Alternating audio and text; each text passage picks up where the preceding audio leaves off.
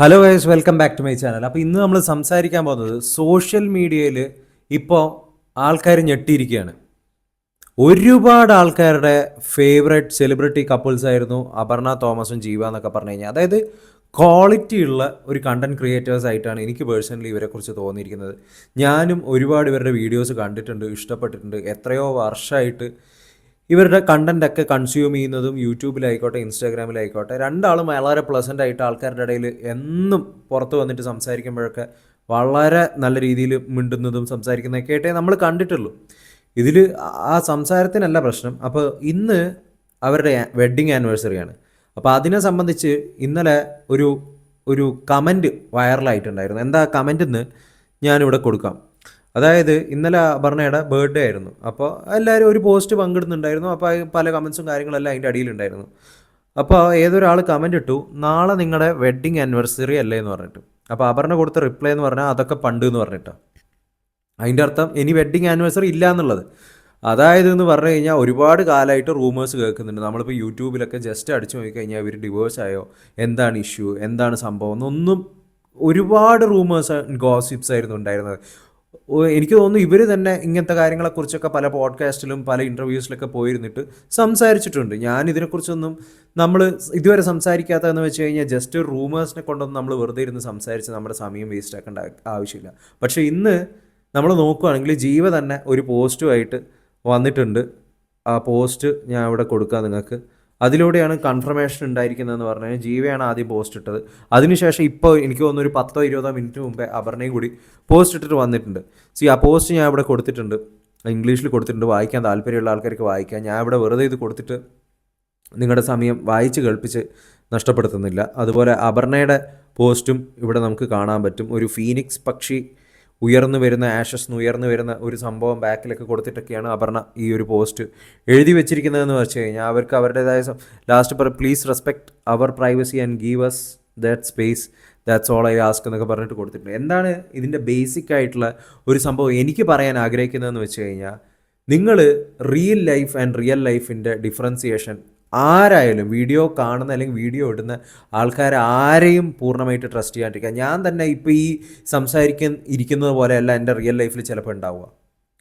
നമ്മൾ ഒട്ടും പ്രതീക്ഷിക്കുന്ന പോലെയല്ല. നമ്മൾ എസ്പെഷ്യലി ഇതുപോലെയുള്ള സെലിബ്രിറ്റി കപ്പിൾസ് അങ്ങനത്തെ ആൾക്കാരെ ഒരുപാട് ആൾക്കാരെ ഇടയിലോട്ടൊക്കെ ഇൻഫ്ലുവൻസ് ചെലുത്തുന്നതാണ്.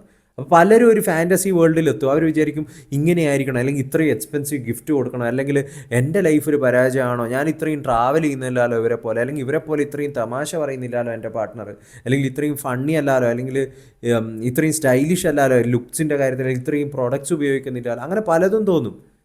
നിങ്ങൾ പല രീതിയിലും ഇൻഫ്ലുവൻസ് ചെയ്യിപ്പിക്കുന്നത് നിങ്ങൾ ചിലപ്പം കബളിക്കപ്പെടുന്നതായിരിക്കാം. റിയൽ ലൈഫ് എന്ന് പറഞ്ഞാൽ ഇറ്റ്സ് കംപ്ലീറ്റ്ലി ഡിഫറെൻറ്റ്. അവർ ചിലപ്പോൾ ഇങ്ങനെയുള്ള ഒരാളായിരിക്കില്ല. ചിലപ്പോൾ തീരെ സംസാരിക്കാത്ത ഒരാളായിരിക്കാം, ചിലപ്പോൾ ഭയങ്കര ആൻറ്റി സോഷ്യലായിട്ടുള്ള ആളായിരിക്കാം, ചിലപ്പോൾ ആൾക്കാരുടെ അടുത്ത് ദേഷ്യമുള്ള ആളായിരിക്കാം, അല്ലെങ്കിൽ നേരെ മറിച്ച് വീഡിയോസിൽ ഭയങ്കര റൂഡായിട്ട് നിങ്ങൾക്ക് തോന്നുന്ന ഒരാൾ റിയൽ ലൈഫിൽ വളരെ ജെനുവിൻ ആൻഡ് സ്വീറ്റ് ആയിരിക്കും. അതുകൊണ്ട് ജസ്റ്റ് ആ വീഡിയോ കൺസ്യൂം ചെയ്യുക. നിങ്ങൾക്ക് അതിൽ നിന്ന് എൻ്റർടൈൻമെൻറ്റ് കിട്ടുന്നുണ്ടെങ്കിൽ എൻ്റർടൈൻമെൻറ്റ് കിട്ടുക, അത്രേ പറയാനുള്ളൂ. വേറെ ഒന്നും തന്നെ ഇതിനെക്കൊണ്ട് പറയാനില്ല. എത്രയോ ആൾക്കാർ, നോർമൽ ആൾക്കാരുടെ ഒരു ഹാപ്പിനെസ്സും കാര്യങ്ങളെല്ലാം ഇതുപോലെയുള്ള കണ്ടൻസ് കണ്ടിട്ട് അല്ലെങ്കിൽ കൺസ്യൂം ചെയ്യുമ്പോൾ അത് നിങ്ങളുടെ ജീവിതത്തിൽ നിന്ന് തകർന്നു പോവുകയാണ് ചെയ്യുന്നത്. അത് നിങ്ങൾ എക്സ്പെക്റ്റ് ചെയ്യുന്ന അത്രയും ഹൈ ലെവലാണ്. ഇതുപോലെ ആയിരിക്കണം, അതുപോലെ ആയിരിക്കണം, അല്ലെങ്കിൽ എൻ്റെ ഒരു ചെറിയ ബർത്ത്ഡേ പാർട്ടി ഇങ്ങനെ നടത്തണം, അല്ലെങ്കിൽ ഇങ്ങനെ ഇവൻ്റ് ഓർഗനൈസേഴ്സിനെ വെച്ചിട്ട് ഇതാക്കണം. ഇവർക്കെല്ലാം കിട്ടുന്ന പല കാര്യങ്ങളും കൊളാബറേഷനിലൂടെയാണ്. അത് കോസ്റ്റ്യൂംസ് ആയിക്കോട്ടെ, ചിലപ്പോൾ ഒരു ഇവൻറ്റിന് ഒരു പ്രോപ്പർട്ടിയിൽ അവർ പോയിട്ട് അത് ചെയ്യുന്നതെന്ന് വെച്ച് കഴിഞ്ഞാൽ അത് ആ പ്രോപ്പർട്ടിയുടെ ഒരു കൈൻഡ് ഓഫ് അഡ്വർടൈസ്മെൻറ്റ് അതിൻ്റെ സൈഡിലൂടെ പോകുന്നുണ്ടാവും. So after all it's everything is business. They are just doing their job. അതിന് അവരെ കുറ്റം പറഞ്ഞിട്ട് കാര്യമില്ല. നിങ്ങൾക്ക് അതിനുള്ള വേർതിരിവ് ഉണ്ടാവുക, ആൾക്കാർക്ക് അതിനുള്ള ബോധം ഉണ്ടാവുക, അത്രയൊക്കെ എനിക്ക് പറയാനുള്ളൂ. ഇത് ഒരു എന്താ പറയുക, ഒരു സങ്കടമുള്ളൊരു കാര്യമാണെന്ന് ചോദിച്ചാൽ ഇവരെ ഫോളോ ചെയ്ത് ഇവരെ ആസ് എ കപ്പിൾ ഇഷ്ടപ്പെടുന്ന ആൾക്കാർക്ക് ഇത് വിഷമം ഉണ്ടാക്കുന്ന ഒരു കാര്യമാണ്. But this is for them, this is their life, so they have to leave it.